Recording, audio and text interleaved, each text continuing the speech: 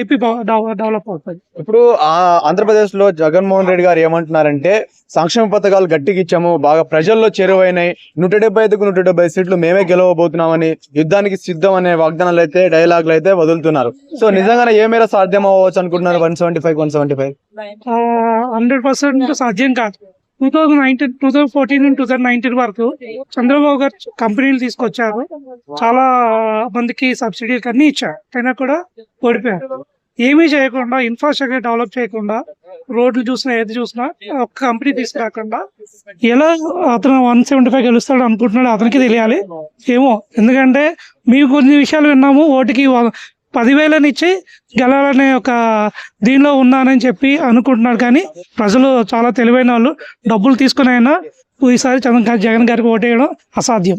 అంటే ఇప్పుడు జగన్ గారు ఏమంటున్నారు, నేను స్టార్ట్ చేసిన నాడు నేడు స్కూల్ కావచ్చు, అదేవిధంగా ముసలి వాళ్ళకు అంటే వృద్ధులకు ఇంటికి వచ్చి పెన్షన్ ఇవ్వడం, అదేవిధంగా ఇంటికి వచ్చి రేషన్స్ ఇవ్వడం, ఇవన్నీ పథకాలు బాగా వెళ్ళాయి, నేను డెఫినెట్ గా గెలవబోతున్నాను, ఇంకా 25 years నేనే పరిపాలించబోతున్నాను అంటున్నారు కదా, అంత కాన్ఫిడెంట్ ఏంటంటారు? చూస్తారు కదా, ప్రజలు ఆల్రెడీ డిసైడ్ అయిపోయారు. ఎందుకంటే నేను కూడా విశాఖపట్నం అబ్బాయిని, సో ఇక్కడ ఐటీలో ఎంప్లాయీగా చేస్తున్నాను. సో ఏంటంటే డెఫినెట్ గా ప్రజలు అయితే ముందే ఫిక్స్ అయిపోయారు. ఒక్క ఛాన్స్ ఇచ్చాం, అది కూడా రాజశేఖర రెడ్డి గారి అబ్బాయిగా ఓటేశారు. బట్ అతని జాతకాన్ని ప్రజలు తెలుసుకున్నారు. ఇతను వచ్చినా ఏమీ చేయలేడు, అసలు సాధ్యం కాదు, ఇతనికి ఏం చేత కాదు, 70 మంది సలహాదారులు పెట్టుకున్నా కూడా ఏమీ చేయలేకపోయాడు అనమాట. అంటే సలహాదారులు పెట్టుకుని అతను ఇంకా ఏం పాలిస్తాడు? నాలెడ్జ్ ఉంటేనే కదా పాలిస్తాం. సో గతంలో చంద్రబాబు నాయుడు గారి పరిపాలన చూశారు, అదే విధంగా ఈ 5 years అంటే ఇప్పుడు 5 years అయితే జగన్ గారి పరిపాలన ఎవరిది బెటర్ అనిపించింది? ఎవరి పరిపాలనలో ప్రజలు సురక్షితంగా ఉన్నారనుకున్నారు?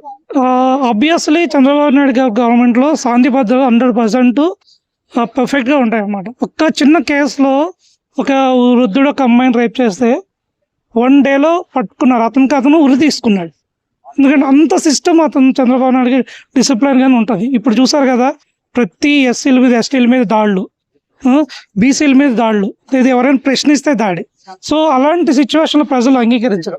చాలా హిస్టరీలో చాలా మంది చూసారు, ఎవరైతే గట్టిగా ఇచ్చేస్తారో దాన్ని డెఫినెట్గా ప్రజలు వ్యతిరేకిస్తారు. సార్, ఇప్పుడు పవన్ కళ్యాణ్ గారితో పొత్తుతో వస్తున్నారు కదా, సో మరి ఏ మేర ప్రభావం చూపించచ్చు అనుకుంటున్నారు? మరి ఎన్ని సీట్లు గెలిచే ఛాన్స్ ఉంది అనుకుంటున్నారు?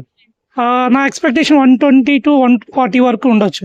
ఎందుకంటే అది కూడా, ఎందుకంటే అభ్యర్థుల సెలెక్షన్ కూడా ఉంది. సో ఎలాంటి వాళ్ళకి ఇంకా అంటే జనసేనలో యువత ఉన్నా కూడా సరైన అభ్యర్థులు ఉండాలి కదా. నేను ఇక్కడ చూసాను, తెలంగాణలో 8 పోటీ చేసిన ఒకటి కూడా గెలవలేకపోయారు. అంటే అలాగని ఆంధ్రాలో గెలవరని కాదు, ఏంటంటే ఒక స్ట్రాంగ్ క్యాండిడేట్స్. ఎందుకంటే అక్కడ ఉన్నది జగన్, అంటే ప్రతిపక్షంలో ఉన్నప్పుడే గెలిచాడు 2019లో. అంటే ఎన్ని కుట్రలు చేశారో తెలుసు, పింక్ డైమండ్ అని చెప్పి కానీ డిఫరెంట్ ఇష్యూస్ని, బాబాయ్ హత్య కానీ ప్రతిదాన్ని వాడుకున్నారు. రేపొద్దున ఏం వాడుకుంటారు అనేది ప్రజల్లో ఒక ఇది ఉందన్నమాట. సో 10,000 వేయడానికి, నేను రూరల్కి వెళ్ళినప్పుడు ఓటికి 10,000 ఇస్తాడు కదా అనే ఆలోచనలో ఉన్నారు. అంటే నేను ఒక సందేహం అడుగుతున్న ప్రజలకి, ఎవరైతే న్యూట్రల్ కానీ, ఎవరైతే యంగ్స్టర్స్ కానీ, ప్రతి ఒక్కరు ఆంధ్రప్రదేశ్ అభివృద్ధి కోసం అయితే ప్రతి ఒక్కరు వచ్చి ఓటు వేయండి. మీ ఎవరికైతే అంటే ఓటు హక్కు అనేది ఓటర్ కార్డు తీసుకోవడం ఒక ఐడి ప్రూఫ్ కోసం కాదు. మనం అభివృద్ధి చెందాలంటే రాష్ట్రం అభివృద్ధి చెందాలి, దేశం అభివృద్ధి చెందాలి.